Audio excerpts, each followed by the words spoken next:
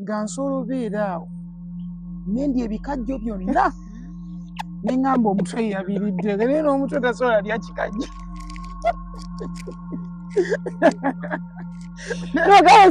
amenvu gonna nengamba oli yagalidde nga kirabikirawo tosobola kulya omwana namannyo yagalidde gonna asawo kakasa yagalidde ne bakuleka baseka busesi naye funny because tekisoboka. Mama yali akwagala bwagazi mana kuyisizaako dde sapatu kizibu because just nali njagala okulya obuntu obutonotono like I was not really a food person. Naku zino lwentandise okulya emmere growing up like nasifaayo oli kalenzi katini nali mutono nnyo era kati bino bya jimu bino nakulya nnyo bya better it's what has given me weight but it was never the case.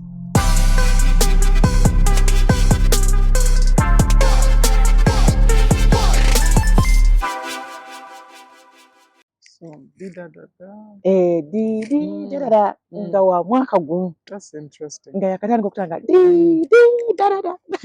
last week I met a lady ne bbaawe batuuma omwana waabwe Didi muwala ne bagamba fe omwana waffe twamutuuma oluyimba lwo. That's how much we like you and n'omwana kyekimu ku bintu like abantu abamu obasanga nagamba nti omwana wange kisintu yasooka okwogera Didi. I know, right? So you meet people ngamba kale imagine but it's because it's a melody.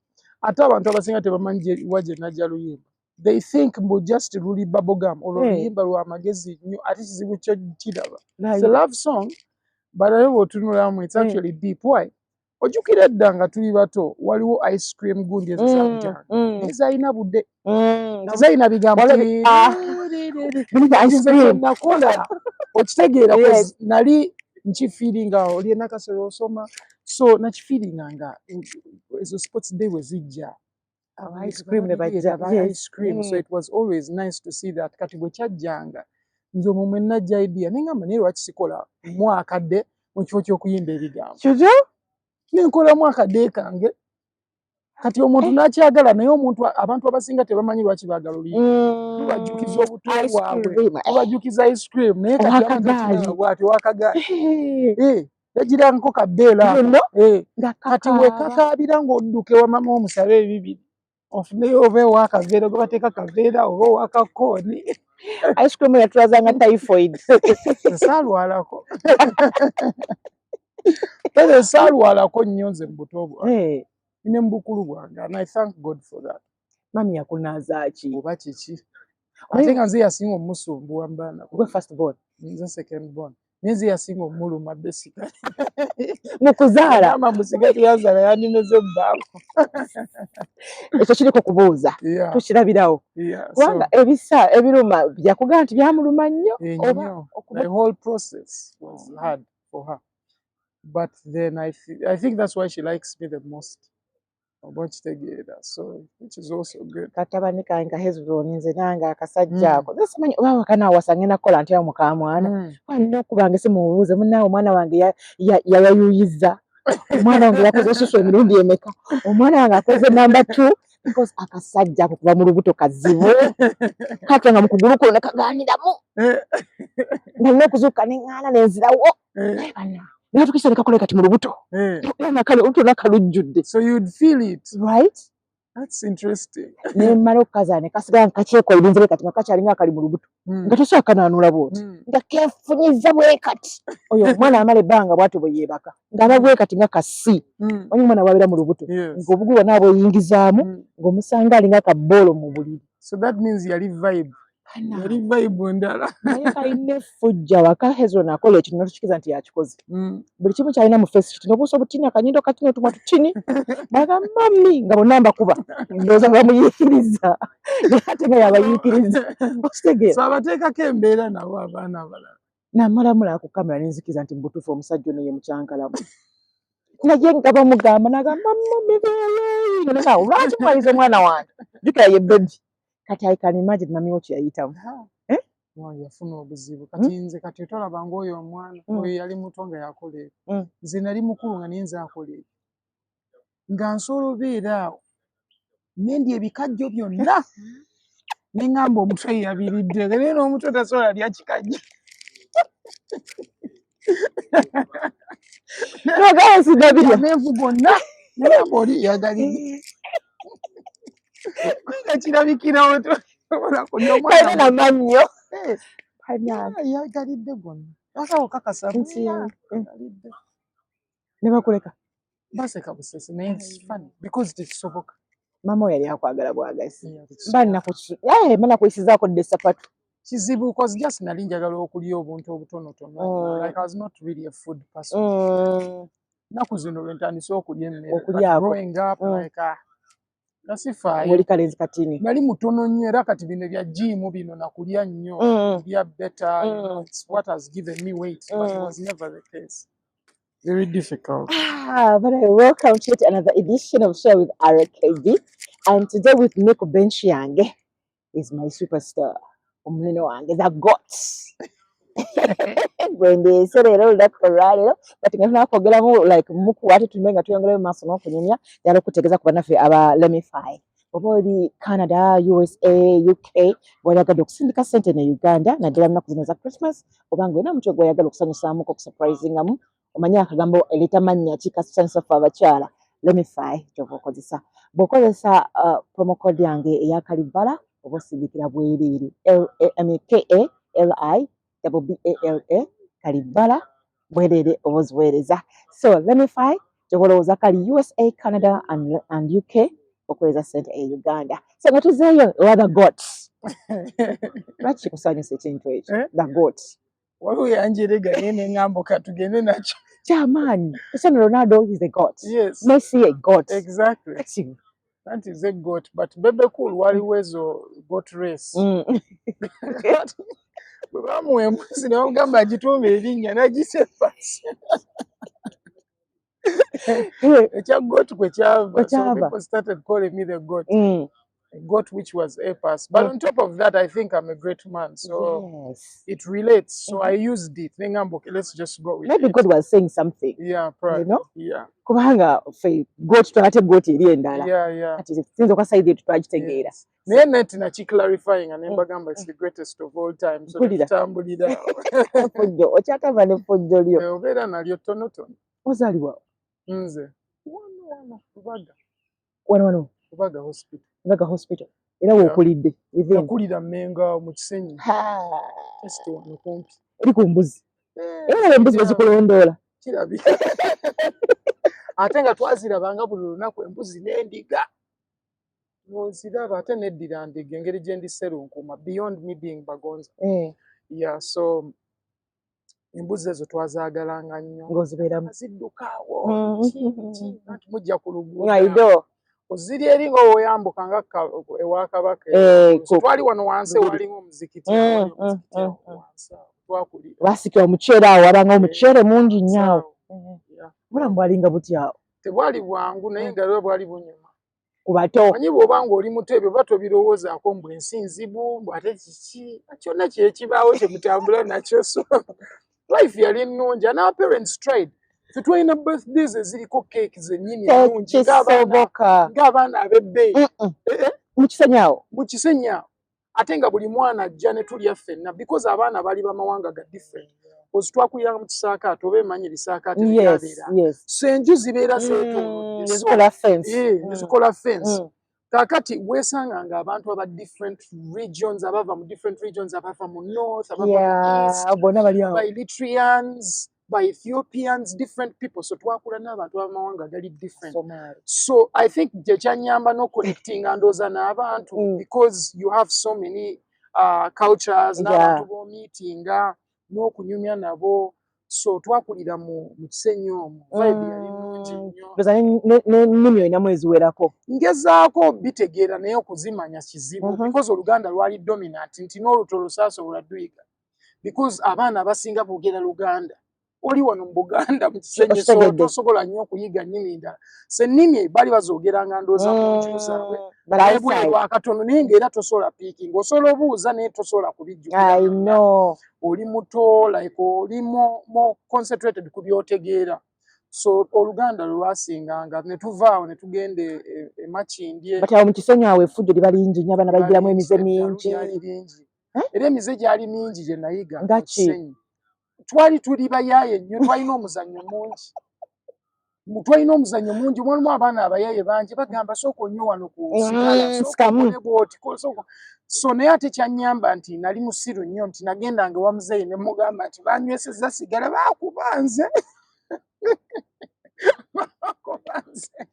kozi gw'oba olowooza kiri oke oba okitegeera kati nzijukira muto wange waliwo abaana bamutuma kufulu nti mwinayo ebintu ewamu nagenda oba yafuna kufulu n'azitunda kufulu zino ennungi ez'ebbeeyi muzeeyi yali azigula kati kufulu omwana nagenda n'azitunda ku maduuka nga tazitunda layisi oba yazitunda 10 oba 2 oba yagala gula ki ayisi batamanyi so usually waliwo influence nyingi but ekirungi nti communication n'abazadde yali si nzibu nti osobola okwogera nabo so tetwalina nnyo obuzibu nti otya muzaddewo which was really nice very friendly daddy wange mami wange they were all friendly emiggo gyali nnyo ewa mami wange oyo naye she made sure we in touch na muzeeyi like olumu ng'okoze ekibi obbye oba ki n'akukuba taata kajje but taata wange simujjukira kunkuba mirundi mingi naye wali mami ofune bakubanga ofune sapatu awo nekyakutte kyonna omulawo ofunirawo so challenges zaali nyingi but era ng'omwana like ebyo byonna olina obbiyitamu oba okitegeera to be a better kid because oba naakuleka ate bijja babirala oyinza ogenda n'ofuuka sobbi ate jjukira eyo gye yakulira oyinza ofuuka basobbi mukwano era n'okwemakula kubaamu emyaka gyonna egyo gy'okutandika kati you imagine omwana ebintu byonna byayiga bya decodinga nga muto abidecodinga myaka ekisooka omusanvu ebito kati you imagine bw'obanga by'odecodinze byebyo by'ofunye by'opiikinze byebyo kiba ki awo watandikira okusoma mu Kisenyi mu Kisenyi eno tujja wano ku Kampala kindergarten nemalina mu ssente muzeeyi yali yeeyiya ate kyekyo ekiri fane omanyi kati nga woolaba muzaddewo nga astrugglinga naye nga ayagala kutwala mu masomero ye g'ataasobola kugendamu oba kitegeera kozi muzeeyi wange majority of even his school fees he paid it himself ng'ate mwana muto kikyo otegeeza nga mwana muto kozi teyafuna chance like taata we teyalaba yadde essomero gye basomera kati fenno tuli lucky nti muzeeyi waffe yafaayo n'agamba musome ng'ate ye tebaamuweerera as much oba okitegeera and he had to like support his brothers and make it happen for them as well babisiima olowooza bo babiraba babalowooza nti omuzadde alina okukikola usually oyinza obutakiraba nze muzeeyi wange okumbuulira story ye nali ng'anya eggolola lugwe lwa muto wange that is the day my dad told me his story but it hurt me just okukiwulira ne ngamba maani kale you imagine stress muzeeyi wange gye yayitamu ng'ate ali mu primary naye gwe omusajja kati ate nze nalina ku university big boy nalina ku university twali tugenda ku university awo nga ntandise osoma CCNA awo ng'okyalinza ebibuuzo bijje kati nga nze nsomamu ebyange but yaŋŋamba n'ambuulira story how the journey was olina okugolerera batobo olina obbooleza engoye olina obbafumbira olina okugenda nabo ku ssomero olina okutunda ebinyeebwa maybe okutunda ebintu ku ssomero osobola okufuna ssente so basically and all that struggle kati ate ffe bye tutayitamu oba okitegeera era kyova olaba like bwe ndaba abantu abagamba maano yepaasi yakulira mu bulamu bwakabi bwe tolina kyomanyi kozi gwe obwongo obwo kye bukuweereza kyekyo kozi olabye nga ebintu bintambulira kati olw'engeri bazadde bange gye baafuushingamu gye baatukuzaamu gye baalwanamu akuyigiriza okubeera ng'okola nnyo akuyigiriza okubeera ng'oli mwesimbu osobola osigaza emikwano nze muzeeyi yaŋŋamba you are going to school yes oyinza osoma n'oyita muzeeyi wange tankubirangako kusoma bubi muzeeyi wange yaŋŋamba nasoma n'empita naye nga nandibadde better because I have a good memory naye nali sifaayo nnyo naye muzeeyi wange yaŋŋamba genda ku ssomero okole emikwano that's what he told me wajjamu ki that is the best thing because it's social capital if you think about the world who do you know in the world wano twekoppe essomero likuyigiriza kubeera wekka ng'osoma bibyo n'oyita bibyo mu nsi muno waliwo kyoyinza okukola wekka tosobola kwabagayo network ani ali awo akuyambako you know Abdul engoye zonna zino jiini eno yagikola mulala, yakola sweta mulala, yakola essaati mulala, yakola essaawa mulala, yakoze cutex mulala, yakola galubindi z'omulala, yakoze earrings mulala, yakoze chain enviiri mulala, engatto mulala. Kituufu.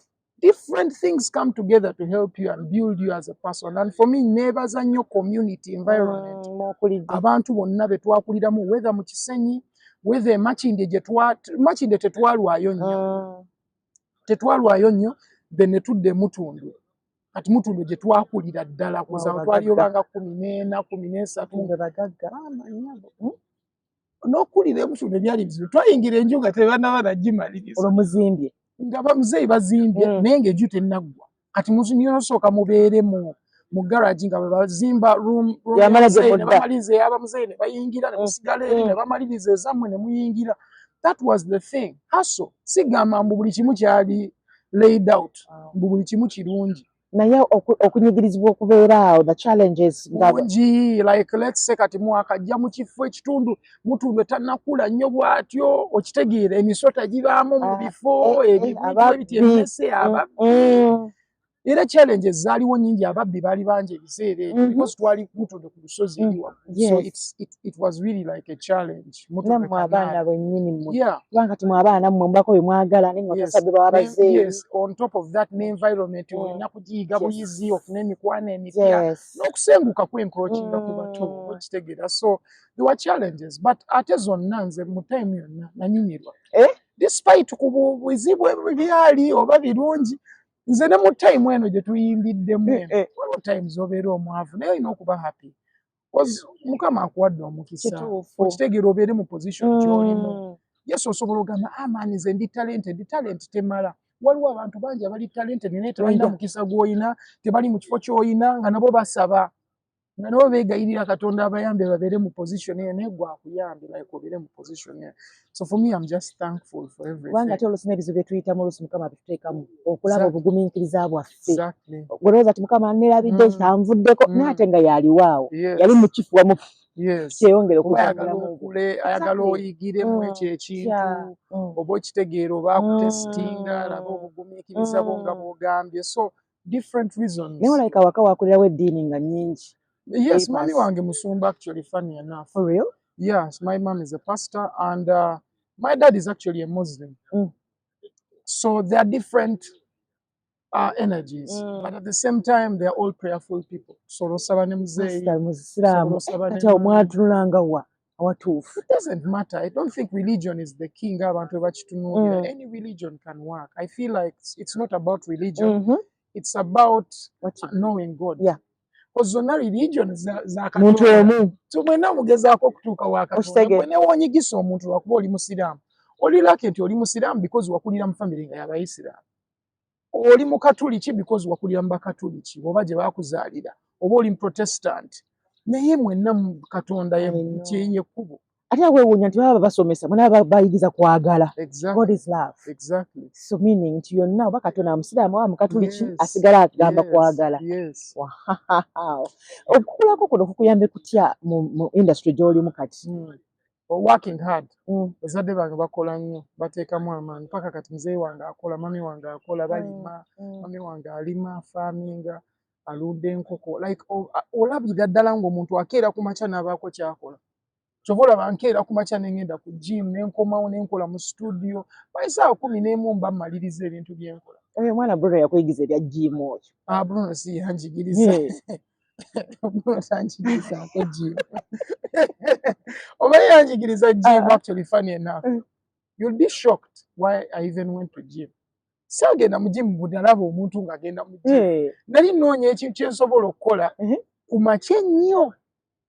Ssaawa ezo ez'okumakya ssaawa 11 nze ate ze nali neebaka 12. Nga ze neebaka ku makya. Ng'ekiraba osula okola? Mba nsuula nkola kati nga njala nkyusa ekyo ekintu kozi nagenda ne ndaba master class eyogera ku tulo.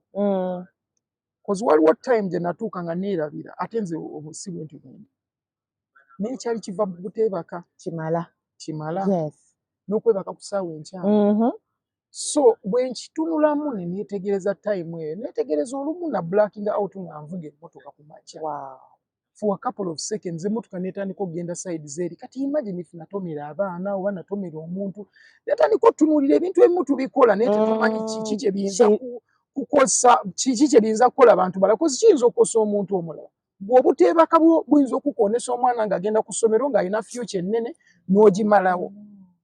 Lwakuba gw'olowooza oli wakabi, muze seebaka nze ndi muzibu. Abantu bangi abitwala ng'ebyomuzannyo nakyewanira nabo. N'ekyo kyeweewaniramu weewanira mu kufa. Kozi okwebaka kuli mu top 5 things that kill people in the whole world. Abantu abasinga muno mu Uganda bafa lwakuba tebeebaka ate tebakimanyi, kozi n'omusawo maybe ayinza obutakugamba. It's called sleep deprivation.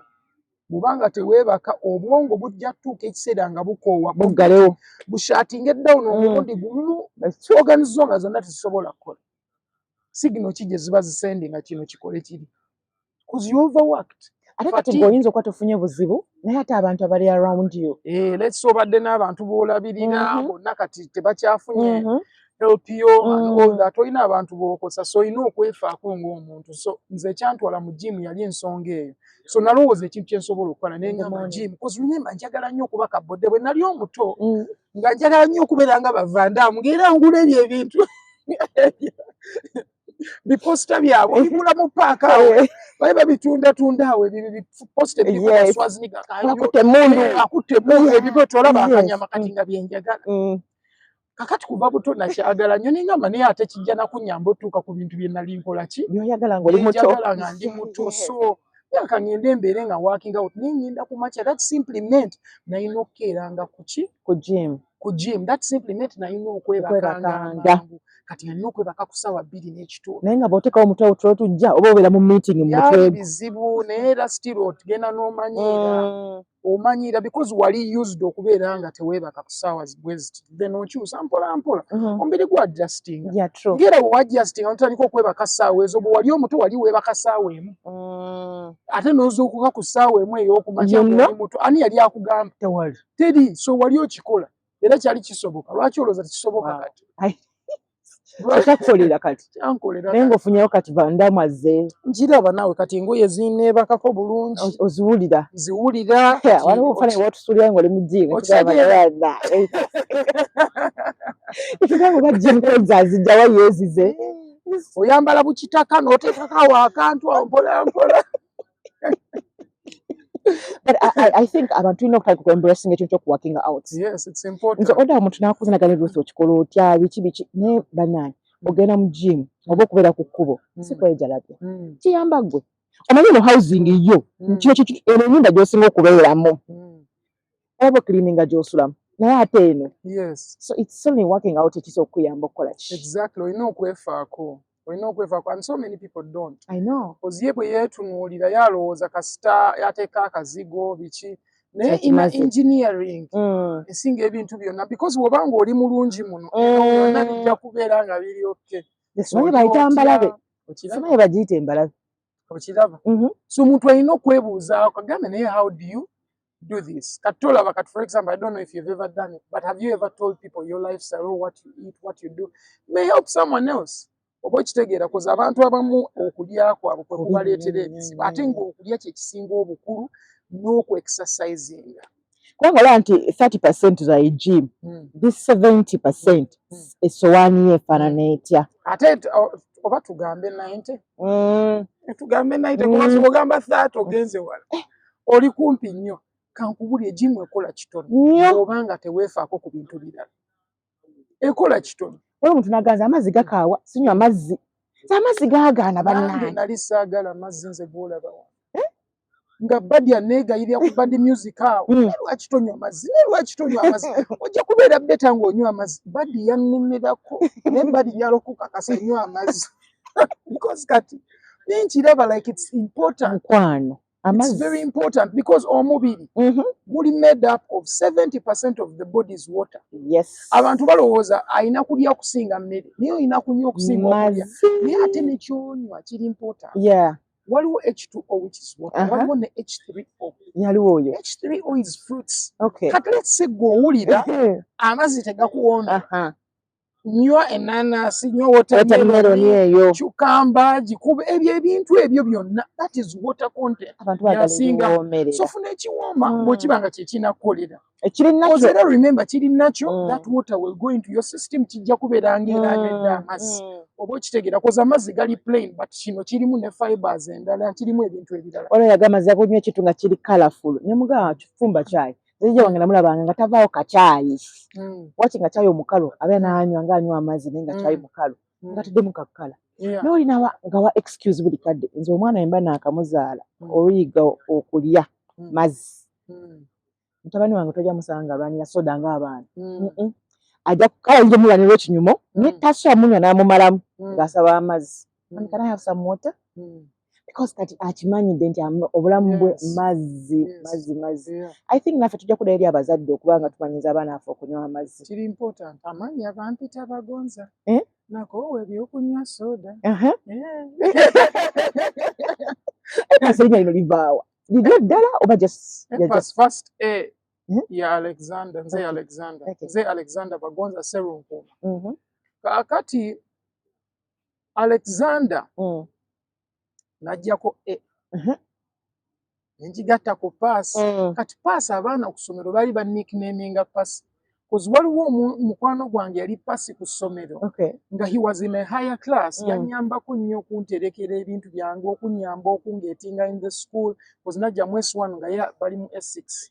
So nankuumira ku bintu byange, okunyambako. And he was like a top person in the school. Yali mulenzi naye he is a top person in the school.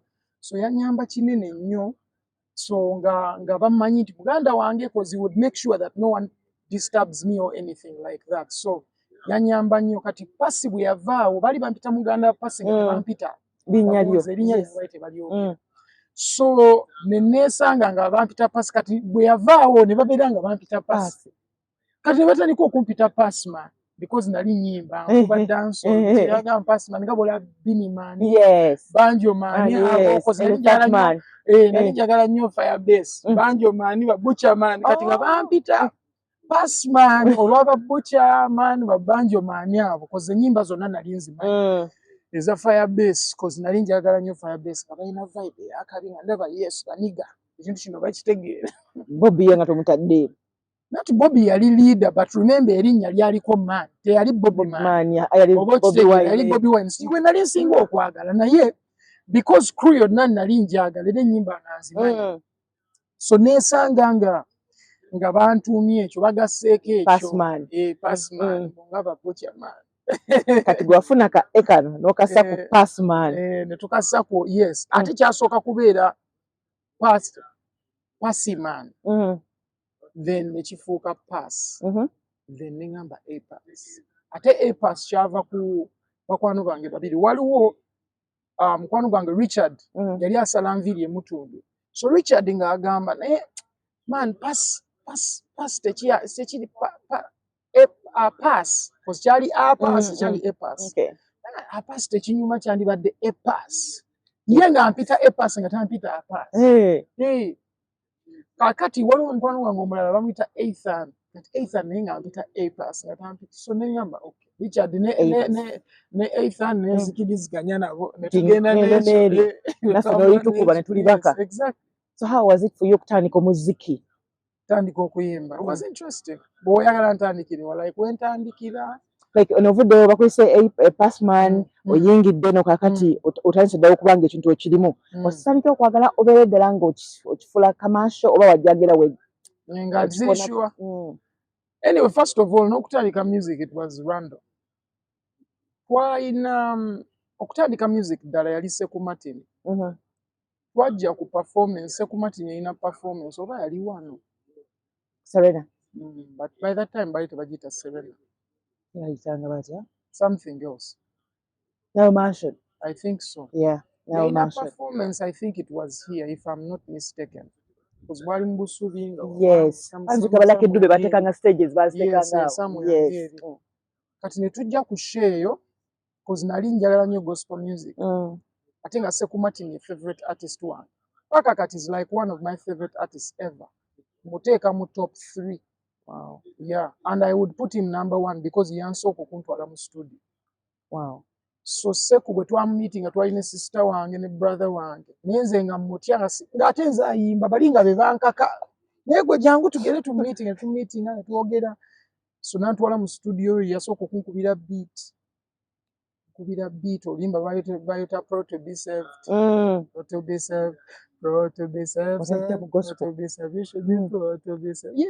gospel notandikira awo embe nagenda mu ssomero nentandika okukola ennyimba endala nembeera nga mpandiika mpola mpola mweswana awo nali mpandiika nga sirina nalinnya nze sibye naliko naye just mpandiika buwandiisi nnyimba zange kati nga mpandiika ennyimba 365 buli mwaka so nali mpandiika oluyimba buli lunaku. G'osinziira ku ki? Wandika ku ki ekiba? Gospel nga mpandiika ennyimba za gospel nyingi mpandiika then netandika n'owandiika ne zino endala mpola mpola mu S3 awo S4 natandika n'owandiika endala mpola mpola then lumu nalina mukwano gwange yali we Tanzania eyo mu S5 yange nali ngenze ku St. Lawrence nga nvudde Maryland kati mukwano gwange oyo we Tanzania bali bamuta Eddie Bigona Sylvester. Sylvester yali va Tanzania nga mu Tanzania ng'asomera eno naye nga taddayo mangu ng'aleeyo kireka kakati jena nga ya sportingayo studio nga naye ayimbamu yali rapper kakati gayo oyo namba nego bino byoyimba bino byotuyimbira oli wa tabu lwaki tugenda mu studio kakati oyo yanziza mu studio after sekumati yanziza mu studio kyali wangu oyo nanfunya studio yali eyo kireka yali bagitoba Fairways studio ne tugenda eyo nenyimba olimba wangu soka ne recordinga olwokubiri mpola mpola bwe tutyo nenyigira mu S6 ne meeting S5 omwe na meeting ya Don MC ne Don MC natwala ku studio yaabwe endala so Don MC yantwala ku South Side ne tutandika ko twali tusoma ffenna mu class yemu ne tupushinga mpola mpola nembeera nga nyimba yimba but commercially when kirowoolezaako I think is when I met Buddy obulungi ennyo okutunuulira music serious cause Buddy yali agamba okimanyi man Buddy yammeetinga n'angamba osinga buli muyimbi ate Buddy nga yali ashooting ennyimba z'abayimbi baani bonna n'angamba buli omu cause yali awuliriza buli omu olowooza wakikkiriza gwe ng'akigamba naseka nogasudya migaldem ngamba naye kati nga ntumira ba radio news olulira baani bonna bashootingira video n'angamba bano baggayi bonna obasinga n'angamba mbawuliriza bonna mpuliriza ennyimba zaabwe kozi ngendayo ne mpuliriza ennyimba zabagenda oshooting oba biki ne bano baggayi bonna obasinga singa just okola music ono osobola oyisa buli kimu kiri wano so Buddy ye muntu eyanzikiririzaamu ennyo ate nanjagala nnyo ate nange mwagala paka kati like he's like one of those people we may not talk as much but he's like my mentor oba okitegeera like they are making sure nti ekintu kino actually nkitunuulira mu ngeri eyo cause yali ashootinga videos so yabeeranga nnyo mu studio cause balina studio gye baakola ne ba Imon balina studio gye baakola Southside nga studio eyo Buddy abeerawo bali babeera bonna kakati ku studio buli bwe najjanga mu studio Buddy ng'abeerawo nga recording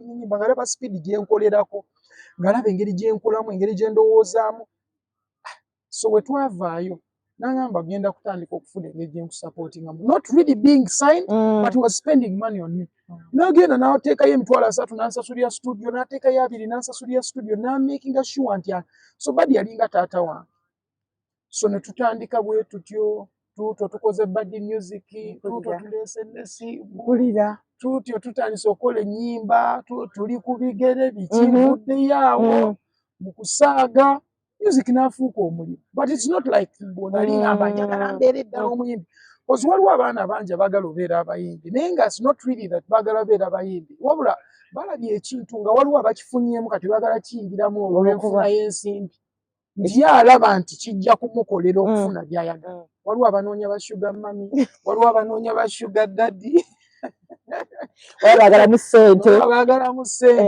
waliwo abagala just bandabi status nti nze gundi kati gwe kyo kyali ki so nze just yali naye just njagala music so kyobola music simukola na pressure mukola na kwagala so ebyagirako ebirala byonna mbisiima naye nga si bye byandeeta oba ekitegeera ekyandeeta music kyandeeta kumwagala so first time abantu okurecognizinga nti epas wuuyo kyali kitya nsanze abantu banjawulo nnyo nga ntandise okukola abantu be bantegeera.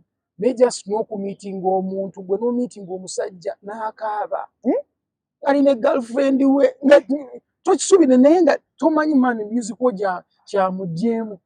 Recently namiitinze omukyala n'angamba yatuuma omwana we Didi from Didi because of my song and she's a big fan. Such things, they show you that impact ya music tosobola gitegeera. Up to now, like tosobola gitegeera. Up to now, sirina kumanya kwa effect ya music wange cause sisobola kutegeera lwaki abantu basobola okunjagala engeri gye banjagalamu, abamu ne bankyawa ku ngeri gye bankyawamu. So sisobola kitegeera, but the love is too much nti kikusurprisinga okwesanga ng'abantu balina love eyo, baagala omulimu gw'obakolera. But nze ndowooza it's because of the music. Music oyo abaconnectinga nabo. So do you believe nti abantu bagamba nti music alina muzimu nga olaba nti abantu basinzanga Bob Marley nga bakkiriza kyagamba agamba katulumbe ntulumba because of the music.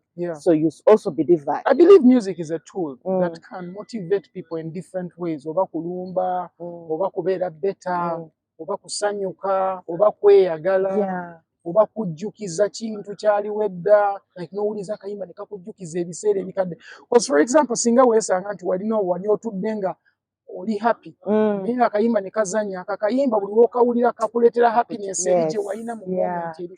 So music ayina ensonga nnyingi. Kyova olaba nsaba nnyo abantu batandike owuliriza ennyimba ezirina amagezi okusinga okuwuliriza ennyimba ezirina ebintu by'ekisiru.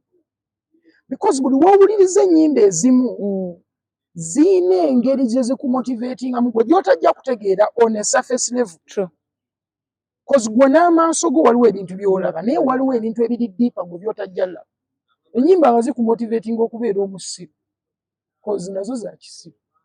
So tuliba na magezi because obudde bwonna ofeedinga omwoyo gwe ebintu by'ekisiru. So olina okunoonya ebintu by'oyagala ofeedinga omwoyo gwo nabyo. Ebintu byakusanyuka, ebintu byakwesiriwaza, ebintu byakwekulaakulanya, like music wakola ki? Oba okitegeera. So kati nze kyentunuulira, even when I'm creating music, ngamba man, lwaki nsobola okukola oluyimba olusanyusa, ninjagala n'okola ennyimba ezimotivating. Tuwuliza tuli ku bigere n'ogamba man, nja kufuna mmotoka lumu oba nja kuva mu kifo kino ntuuke wali. Because tuli ku bigere is not about a car. It's about what?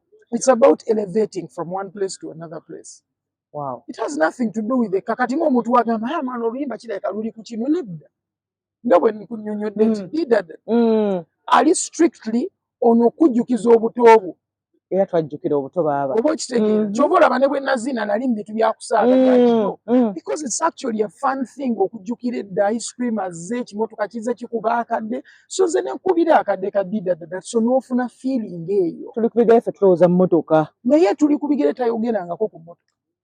Oluyimba lugamba bali mmotoka tuli ku bigere tulinze ssente zaffe ziwere. Mambo mingi yalatakerera. And a bad mind still fight it every day. N'abantu abatulaba obubi basiiba batulwanisa okutuuka gye tulina otuuka. They light fire on we. We say, far away, them light that fire far away. So liya batukolezaako omuliro. Naye ffe tujja kwaka. Newange ojja tukolezaako omuliro naye ate tujja kwaka twake bwasi kibeere nice. Oba okitegeera. So nali ngamba njagala ova wano nzire wano. Yes ndi ku bigere.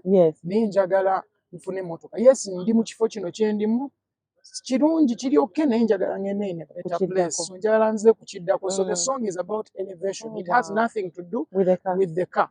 But a car was an example of okuva ku bigere nodda ku mmotoka. Because it's the next level. Because buli omu bakuzaala tolina kyolina. Then nojja ng'owateininga ebintu. So kye nali ntegeeza. Wow. Kwegattako. I like that. Embeera gy'obeeramu ng'owandiika ennyimba ezimu. Yeah. Kati nja ku example y'oluyimba bayita True Story. True Story, I met a girl that I liked a lot.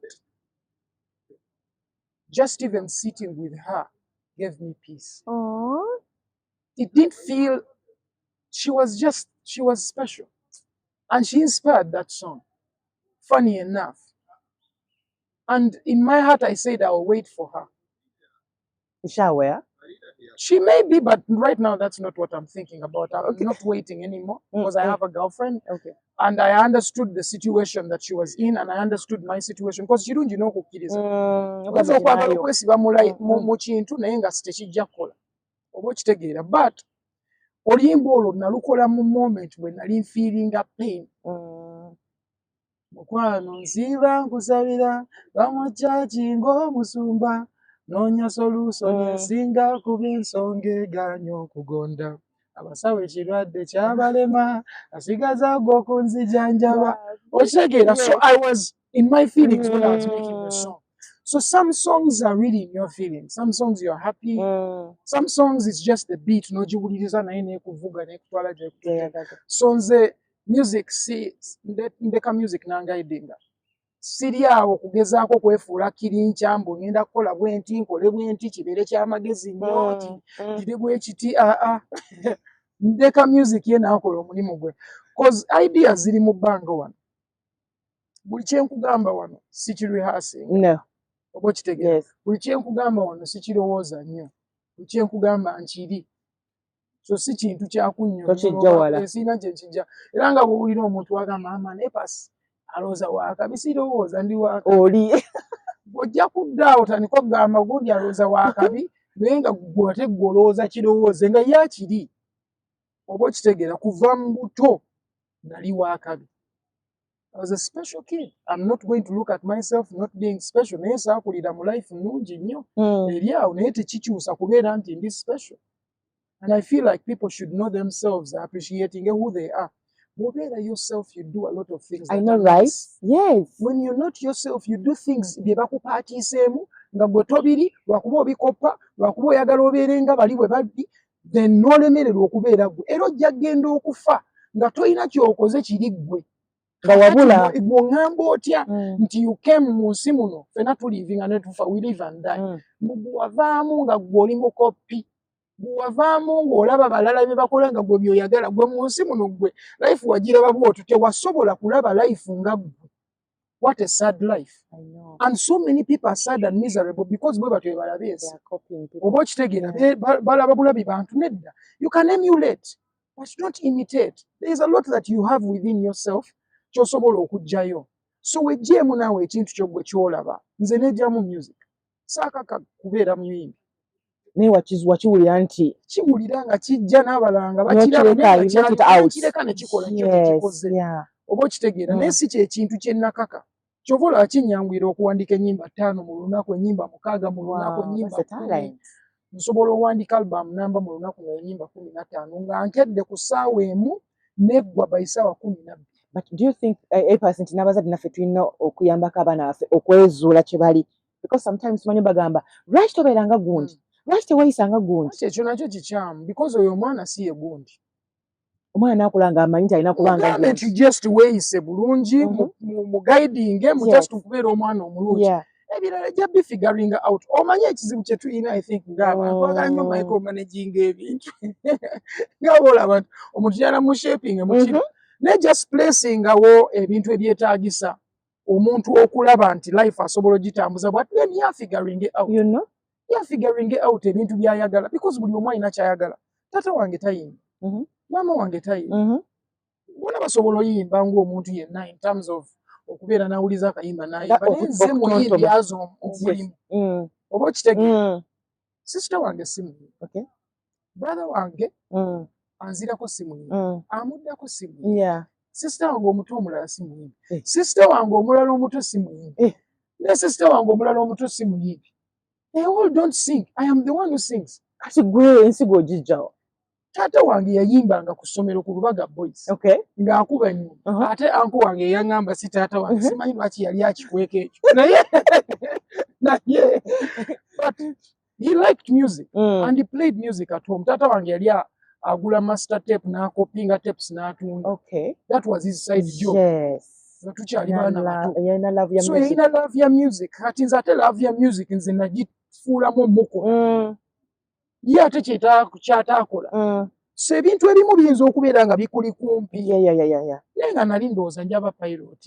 Nali ndowooza bintu birala. Naye kati ndi pilot. Owa music. W'emitima gyaffe. Nengejje mutambuza mbire. Kanala bansaba tumamanyago. Yotegeera So ali mbanga. Ali mubanga abatambula Right? omwo. So I had probably a different thing to do based off just my parents playing music omwagala that then atenze nembeera more interested omukola. Brother wange ali mu fashion. Omulala wa technology nnyo. Sister wange is my manager and she's also an interior designer. Wow. And an events manager. Yes. So kati weesanga nga ate bali abana abato nnyo tebannaba kutandika kukola basatu. But olabanga that's a different dynamic. Buli omu alina ekintu kyakola ekimukolera nga bava mu family yabwe yolanga eri colorful. Okiraba? Yeah. Different people do different things. I know, right? So I feel like people should let people find themselves. They can guide them, but I don't think you can tailor make a person to be something. African parents. How did you pick your style? I didn't pick it, it picked me. Okay. Enyimba zonna zino oba ebintu byenkola bye binsanze saagala kwewa nnyo credit. Nadde n'abantu nga baŋŋamba ne mane paswa kitokkiriza nti oli wakabi. Sinadde njogera nabo mu muntu ne mbagamba nze sikkiriza nti ndi waka. I'm just aware of certain things that people are not aware of. It does not make me nti ndi wa tabbu. Kintu kyenkola kyekyetabbu wabula nze ng'omuntu I'm just aware. Kimpitamu buyisi oba okitegeera. Because nze nsobola okitaapingamu because ideas mweziri wano mu bbanga naye kati waliwo azitaapingamu n'afuna n'akiteekayo. Waliwo akitaapingamu n'atafaayo kikola. Kyova olaba omuntu ayinza ogamba kale ekyo ekintu nakirowoozaako. Wakirowoozaako naye tolina kyewakola. Waliwo eyakirowoozaako n'akikolerawo. Kakati awo wali obuzibu kati nze oluusi ndowooza ku bintu ne mbikola. Waliwo omuntu akirowoozaako n'akiraba n'okiraba n'atuula n'adda ku birala. Kwa waliwo n'abayimbi b'olaba omuyimbi ayimba bulungi naye ng'alemeddewo awo akonye. Kati abo abamu tebafaayo like atunuulira music n'atatunuulira business oba n'atunuulira music ennyo n'agamba ajja kwetambuza. Music talina bigere bw'atyo. Sometimes you have to put in work. Oba okitegeera. You have to put in work. Ogezeeko okutwala ennyimba z'omu bifo ebimu. Mugezaako okumanya abantu. Have people skills. Me, that's one thing I thank God for and my parents. Nze mmanyi okwogera n'abantu. Oba omuntu ali downtown, oba omuntu wa uptown, oba ayogera luzungu lutya, oba ategeera biki. Ne mu field abantu abasinga ze balowooza nti siina kye mmanyimu. Nali nsomyeko ekitabo full ekiri mu field yo. Nti nsobola okusurprisinga. N'ogamba nekino ate n'onjagala nnyo because mmanyi ky'okola. Naye nga ky'okola sikikolangako. Naye nfunye time esoma, which is actually one of my key things. Okusoma ebitabo kinyambye nnyo okuyiga ebintu bye simanyi. Ate ng'okusoma naye saagala nnyo soma bitabo. Ate sakyagala. Because nali siraba interest mu bintu ebimu bye bali bansomesa. But growing up, I learned that there are so many ideas z'osobola okufuna mu kusoma.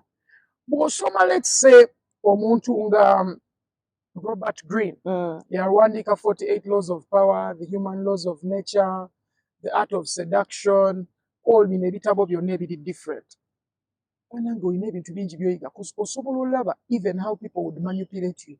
Kati omuntu ayinza osoma ekitabo ekyo ng'agamba ekitabo kikuyigiriza okubeera ng'omanipulatinga abantu naye kikuyigiriza okumanya abantu abagezaako okufuulinga omuntu akulimba nti akwagala nga takwagala. Atakwagala oba omulaba tosobola kimanya obanga tolina awareness. Kyova olaba abantu abasinga tebamanya nti abantu tebabaagala. Bennyini aboogera obwo obugambo kati nga anti kadduuka siyakwogera anti kadduuka abantu abawakomulayitirivu ali mu maziga maziga buli time. You know why? Because talina awareness. Sibanga kubasomera Bebe Cool.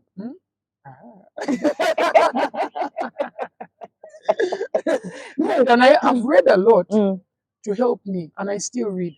Ate buli w'osoma oyiga nti tolina ky'omanyi. Naye bw'obanga tosomye ng'era omanyi by'omanyi oba olowooza oli mugezi kozi obwongo buba bukulaga nti oli mugezi. Abantu abasinga basiru. Ate nga bo bamanyi bagezi. Naye ate nze nkimanyi nti ndi musiru. Ng'ate nina ebintu bingi eby'amagezi by'omanyi. Mpulira. Ate buli wendaba ebirala nebindaga nti ego olina ebintu bingi by'olina okumanya. Mpulira. Then ate n'okumanya okwo olina okubaako w'okoma kozi waliwo w'otwala distance n'osoma ennyo ate n'obeera ng'ate oyiseeko.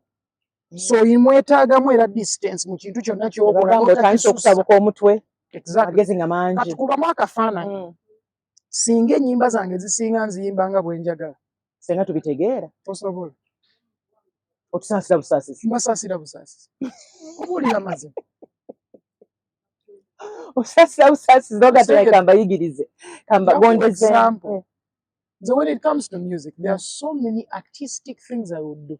Nze nina ennyimba ze nsobola oyimba eddakiika 5 nga naye weetaagawo ka dictionary wali okebera otegeere ne reference y'ekintu gye nkijje ogambe ekyo ekintu kikonectinga n'ekiri kati nga wenkunnyonnyodde tuli ku bigere abantu abasinga bakitegedde kati bulijjo tebakimanyi naye ng'ate oluyimba lwangu kati bw'okuloma akafaananyi nga nkalubizzaamu okusinga kaawe senga tulanga balaba films abayindi nagezaako nnyo newankubadde abantu appreciatinga music wange batono nnyo abamutegeera abasobola ogamba naye okimanyi epas wa tabu kizibu kizibu nnyo mutegeera weetaagamu obudde n'otuula n'owuliriza so okuwulira waliwo enjawulo y'okuwuliriza n'okuwulira so many people tebawuliriza oba okitegeera there is listening and hearing they hear I heard it nakawulidde akayimba wakawuliriza era nakawulidde so kiba passive nti kabadde nga akayitawo n'okawulira so music owo wakuwuliriza si wakuwulira oluse wamusoma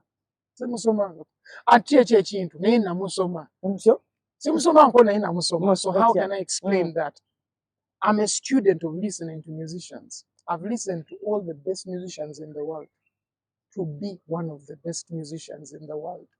In the world, in Uganda? In the world. The same comparing na Uganda. Tosobola kundabanga ngamba mbu nenkana ne gondi. Luli nali ngamba abantu nze. Nali omuto. Nagamba nsinga Chameleone, Bebe, Bobi Wine bonna buli muyimbi wa. Nali sigamba bokka. Nali ngamba buli. Nakigamba muzadde wange. Taata wange yaseka. Yaseka. Because yali alaba maybe I'm being confident or something. Si kituufu nti mbasinga because abayimbi bonna banjawulo. Buli muyimbi alina ekintu kyanjawulo ky'otayina. Naye artistically, I am miles ahead. And why? Is because nina engeri gye mpimamu omuntu omala gy'atasobola pimamu.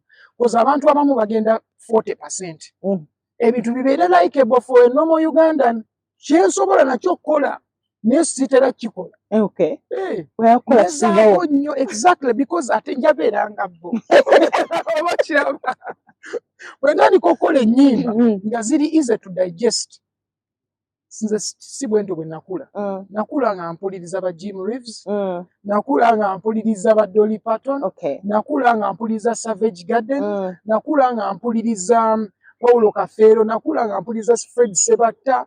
Nakula nga mpuliriza Frigo Band. Ennyimba zaalimu ensa. Onsuubira okuyimba ebiyimba ebya layisi. So kati owuwa ogenda mukola otya okusobola okubeera competinga naawe oba listinze? Saagala competing. I mean okusigalayo kale kangambe nti okusigalayo nga kati olaba abasinga for example Paul Kafeero yafa naye era osobola okumwogerako ne right now. So how are you going to do that for your music to stay?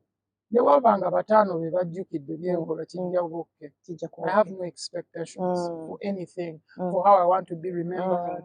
I don't care how people remember me. I care only for what I'm doing now for them. Because people, they don't remember people. They want what you can do for them now. How many people still care as much as they used to care for Kafeero? Singa nyimba zo ziwulya nga bazizannya nnyo. Nze nzizanya nnyo kozimwaga. Naye abantu abasinga tebagenda kikola. Out of sight, out of mind. I know. So I don't want to be here nefuule nti waliwo n'abayimbi abayimba okusooka baba Kafeero. Who talks about them? Who says anything? It's a sad world that people don't remember, but it's life. People move on. People move on. Ennyimba za Jim Reeves nziwulira ddi. Oba okitegeera. Sitera ziwulira mu bifo bimu. Nze alina okuzenoonyeza n'enzizanya. Nze omuntu gwe tutagivangako kuggyako matu gaffe muwuliriza. I think mu Uganda muno.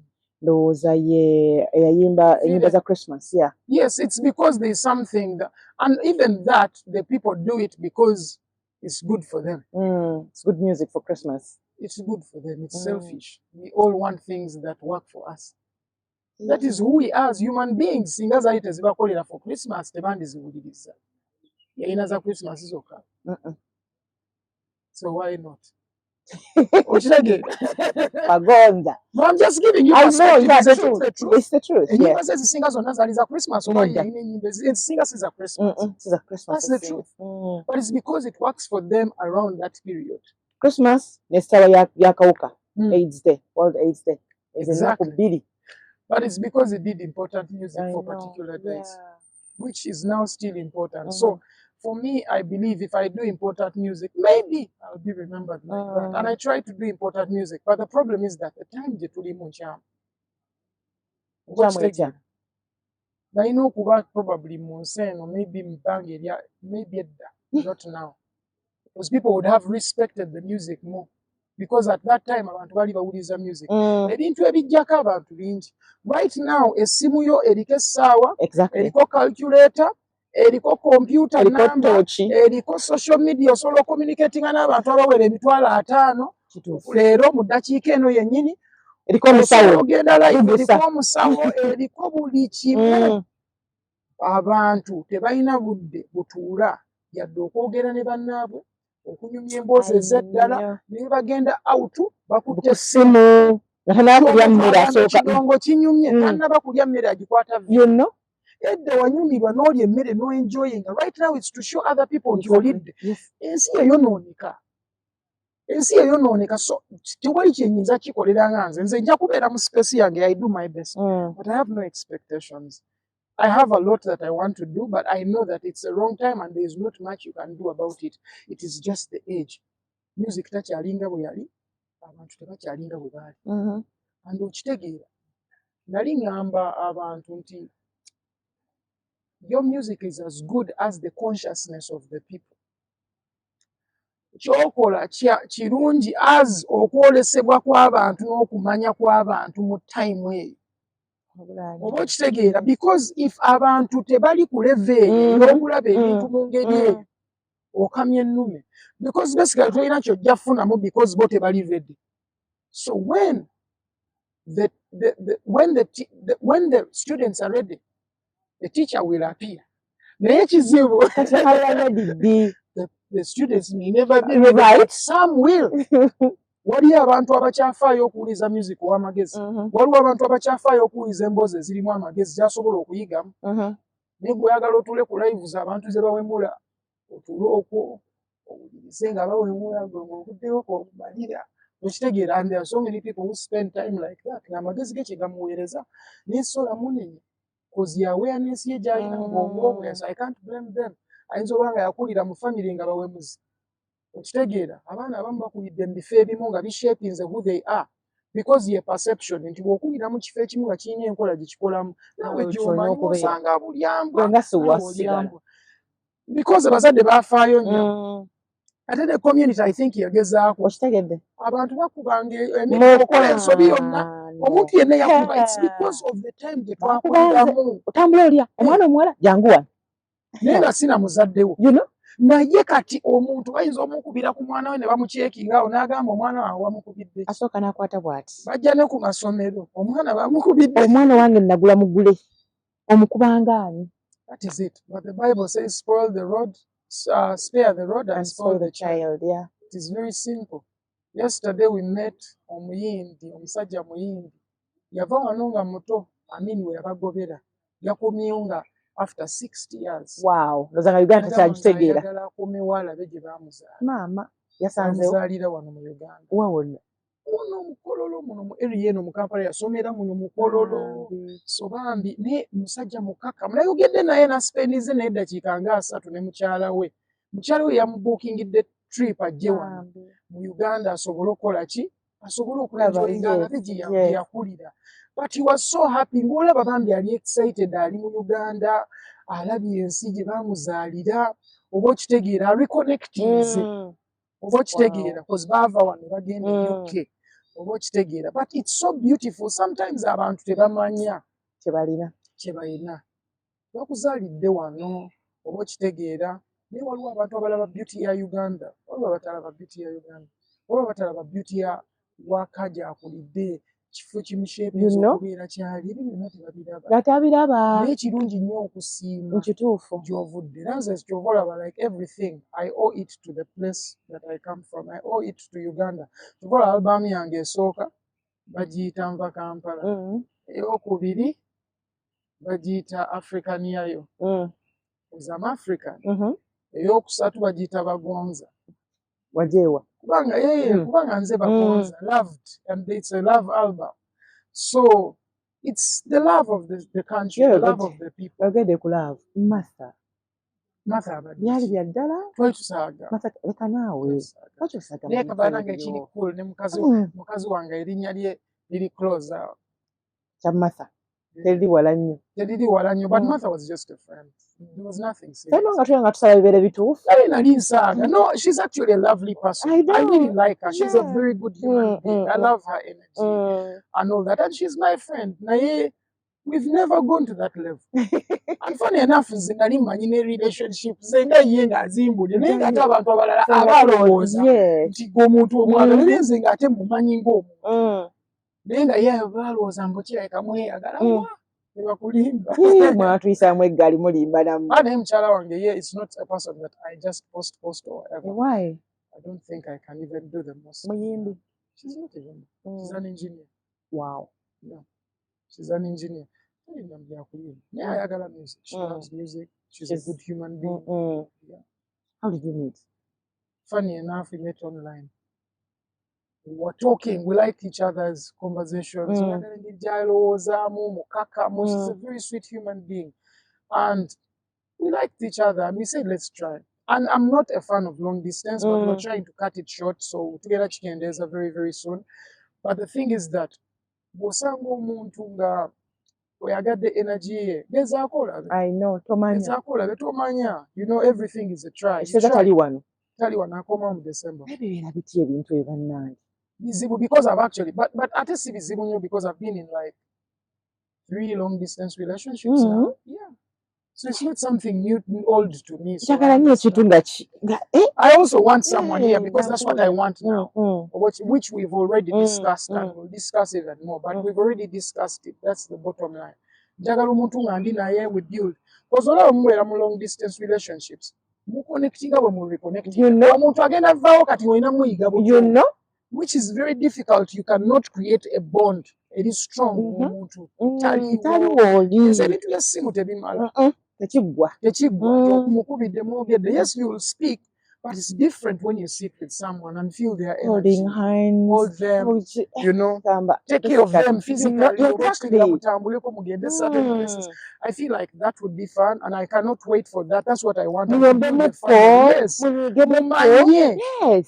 mumanye nti kino kinyiiza tayagala kino this is when they are mad babeera webati you cannot know those things in a long distance because most of the times there is a bit of acting in a long distance exactly there is not too much acting in real life because you are together mulusirika nga mulembuliri bwe bumu naye mwanyiize nga mwenyigidde nga mweraba nga mulina okubitereeza oba kitegeera like that thing that's what I want with her and I'm happy like okufuna omuntu nga mukakamu because it's very very important abantu abamu betusanga ate nange ndi muntu mukakamu newankubadde nina hype oba kitegeera but I'm also very relaxed as a person which is hard to see nti omuntu wandaba abeera alowooza ndi omwana aba hype buli kadde nedda look ku bintu byenjagala ennyo lwaki wetegereza stage performance nze sinze muntu eyekyange I'm actually a shy person I can tell I am actually a shy person abakufulayo bati babeera bali shy tebamanyi nakunya like abantu abasinga yes ndi confident I can speak to people easily and whatever naye ndi shy I'm not really ate n'ensonyi ziyamba tokola bintu bya kisibu obanga olinamu naye kati omuntu atalina nsonyi omuntu akola ekintu kyonna nze mbeera n'ensonyi waliwo ebintu byesobola kukola nina wenkoma so I feel like energy yange emu complimentinga yes ndi hyper mu biseera ebisinga ndi very funny but at the same time be very calm so at least both sides asobola ozifunanga my lady abantu abasinga bayinza obutabifuna ye ajja kifuna Uganda Uganda I've never thought of having anyone that is not Uganda otunula omuntu okuba nga oyagala muzungu njagala omuntu ng'alinga mama wa omuntu gwe ndi familiar with like a black African kyenjagala hairstyle bino byakweyiya ate tulenge gitufaanaganyemu okitegeera zonna ziyiika hairstyle is just a thing I like. I like to have fashion around my hair. So it's one of the crazy things I've done. See that tattoos, so I just have the hair is the only thing that chensobola okukola ekyeddalu n'okunywa siri munywa mwenge so nesanga nga osinywa sigala sinywa njagasirijjawa gina nganze erinbon yes because nina eddalu nina vibe so kinyamba okubeera nga nsobola okukola ki okuweteekayo eyo nga nina energy but beyond that, I like to be relaxed. I'm not a person who likes to be overly out there. Social media you handling otya? Zibune, I try my best.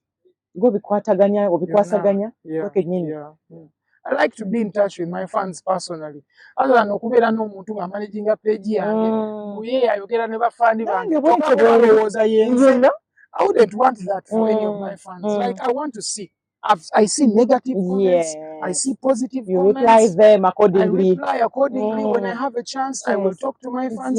I like to engage. Sometimes nja kujja randomly nkoleka live tunyemyemo bichi mbazanyiremu music bayimbiremu bwe mansobodde oba bwaba balina bye babuuza babimbuuze. I would rather that kimpa essanyu connectinga n'abantu benkolera omulimu other than okwefuula nti waliwo ayandikinkolera nze mbuntuula eri bwe nti mbu ndi sita nzijidde ku board okujja wano najjidde ku board okutuuka wano naye waliwo omuntu andaba ku board era nina omuntu gwe nalaba ku board nangamba epaasa ekintu kyakka nange board nzirinya nnyo ekintu kyakka nvuga Benz 220 naye ng'ekintu kyakka naye gwe olw'obwongo bwobwo obutono bw'olaba omuntu ng'avuga boda olowooza talina mmeeri lwakuba emmeeri tetambulira ku kkubo kituufu nnyo mba nagirinnye exactly tekirina kyekikuggyako it's a means of transport ate abayimbi beegendereza abantu abantu ba bulijjo bano okuleeta amalala ajja kulowoozesa nti oli wa kitalo nnyo tolina linnya boda weekweka ebintu byonna oba okola byaki weemalako emirembe gya bwereere kyokka life ye eri simple wali olinnya boda nga toyimba nga kayimba yadde n'akamu lwaki oyo omuntu aba kuteekamu amalala obeere nga tolinnya boda nze omukyati yansala ku vidi nanga banange tusibale simanyi tosobola n'okumpa haala nemugamba ndi muntu nga gwe sweetheart mbeera olubuto myezi 9 nsindika omwana mumuyonsa omwami asobola okunnyigira nsumba nzisa omukka nange senyiga nyuma nenzibikira ennyindo so and usually people don't see that obalaba omuntu nga maybe bamulabye as a popular person, a celebrity or TV presenter oba muyimbi kyonna kyakola bagezaako basukulumya si kibi okwagala omuntu kyakola naye omuntu oyo tomusigamu malala nakubeera atandike kubeera nga ye muntu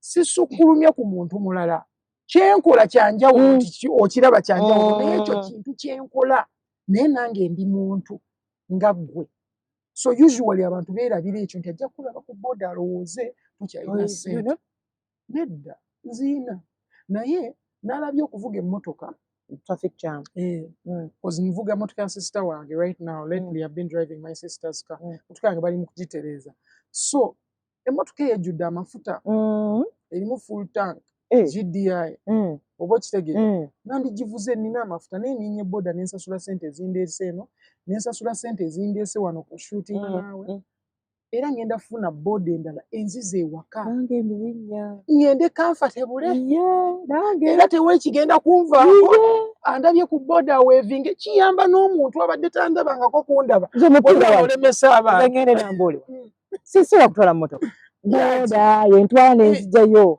kozi togenda kubeera mu kavuyo kakuvaayo ye nakwebako ng'oli downtown engendayo bulungi nnyo nenfuna byenfunye oba kati koolu nali ngenze kanika kompyuta yange actually nalina baage yange ku mugongo bulungi ku mugongo ne baage yange ne batereeza kompyuta yange bali bagiteekamu battery empya enkumawo nekukansera okulengera nenkuyita ngampulira ate nalina headphones nalina headsets ku matu kati nali mpuliriza music tewali ngeri gye nali nsobola kukola ki kuwulira abayaayo bayitamu otya babongako like some people bakubongako kati waliwo n'abali bagamba olabe pasiteri amulabye ali tambula ku luguudo teryasasamadde nze sinza ali emisikini ngenda tambula n'abantu 15 amazima nsasamaze abantu then abantu batandika okwagala okujja ebyo nze ebintu si byagala nze njagala n'entambula nga ndi incognito nga wendi naye nga siriiwo andabye andaba atandabye n'atandaba kozi sizze kundaba nzize kukola kye nzize kukola bwe nzija mu kibuga nkimye firimu oba okitegeera oba nzize kufuna kompyuta oba nzinyire akagajeti ke nzize ofuna oba nina bakyali bange nze nakolerako mu kibuga nga ndiringa n'abantu abo batunda CDs ndiringa n'abantu abadiringa ne computers because nali nkola bintu bya computers bintu bya kusala movies nakolako n'egyo emirimu so nina abantu bangi bemmanyi mu Mutaasa nina abantu bangi bemmanyi mu bongeze ennyingi ezo ziri wansi eri wansi wa Mutaasa bagiyita batya Avema eddako ng'ovudde ku Avema eri wansi wa Mutaasa ddala eri Majestic I think Majestic kati awo ze gundi zonna nzimanyi kakati abantu abasinga n'abakola omwo abatunda ebyo ebintu mbamanyi wano ekizimbe ekiri opposite near parking we yalinga awo abaana abo nabo bayokya gundi awo CDs kati ebyo bintu twabikolamu dda kati olaba omuntu nze nali nsoma nga ebyo bintu mbikola bwe nvaayo ku ssomero nga ntunda movies nkola ebyo ebintu byonna ntunde ziri empty ntunde ziriko music I used to do all these things kati negative energy egyo sana ku social media yo handling ota takutaka mu depression sisobola beera mu depression teri muntu ayinza kundepressing obulaba n'oseka busi neeyagala nnyo tisosobola kundepressing otandikira kakati gwe kati for example omuntu yayogedde ekintu yagambye bagonza musiru nze kennyini nkirowoozaamu neŋŋamba agambye bagonza musiru naye oyo alina amagezi agalaba obusiru bwange alina amagezi sikiwa ti alina amagezi agalaba obusiru bwange mentally nze nkisobola okirowoozaako neŋŋamba tekijja ekyo oyangambye kyali wali nsobola okwogera ebintu ebimu even with myself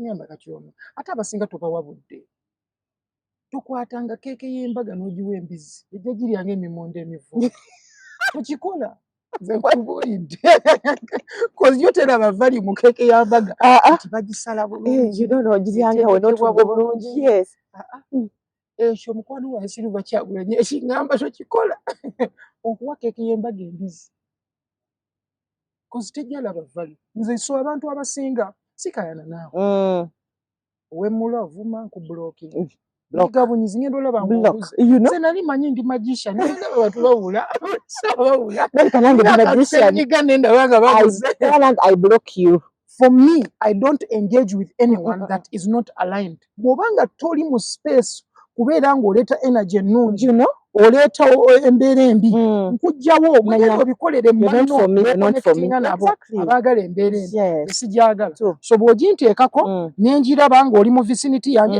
either nvaawo either ovaawo bw'oba ng'oli online nkujjawo omwana atukolera akantu ako yatuwa obuyinza obwo banaye bunyuma naye kati gw'odde awoogane n'abantu nze negative energy I never feel depressed abantu bonna abanjogerako tebamanyi waliwo n'ebintu ebimu taata wange byatamanyiiko kati yes naye nga mmanyi kuva buto so waliwo ebintu by'amanyi waliwo by'atamanyi because nkuze nina ebintu bwe mbiraba alina we yakoma kati ate nga n'ebyo ebintu ebimu nina bimunnyonnyo alina tuula nange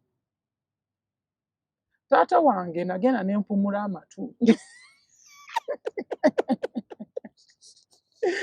naye nina eyo gye nva ku garagi nga ngenze era bagayi wange babita Daani so Daani omu ku bamakanika mukwano gwa dadi wange apainting emotoka kati engeri gye nina benze enyimpi bwanyi benze si 220 ziri wansi ng'emotoka nnungi naye eri wansi so yangu nnyo okwekuuta ewantu singa esanga hampu nga mbi nnyo oba ki so nga nina ogitwala bakole ki bagitereeze owalangi kozagala gisitula because of beauty yayo kati nabonaabona nakiri sagala kikola ekyo koze ejjako tejalabikanga bweyina kulabika kozi balina engeri gye bagisagala gikyusa gifunamya kakati nali mpumudde amatu twalinayo Dani Magic ne muto wange Stirio nemba gamba ku Sunday lwali lwa Sunday mega tunoonye njala wumulama tuyala nkola ekintu ekyenjawulo kati nga kimaliza kati bwe nagenda okikola ekyo nempitako wa muzeeyi wange nentambula nengenda ku garage ye muzeeyi wange makanika nengenda ku garage ye n'antunuulira tunyumya emboozi biri teyabyogerako emboozi yonna gye twanyumya teyalimu negativity n'alinda wiiki namba nampereza message nangamba onaba free bambikubira otyo kale era nali free nenzuuka nendaba message yaye giwandiika kiro nangani oli otya bagonza nimugaa nti bulungi awadde nange ndi bulungi lwaki wangudde amatu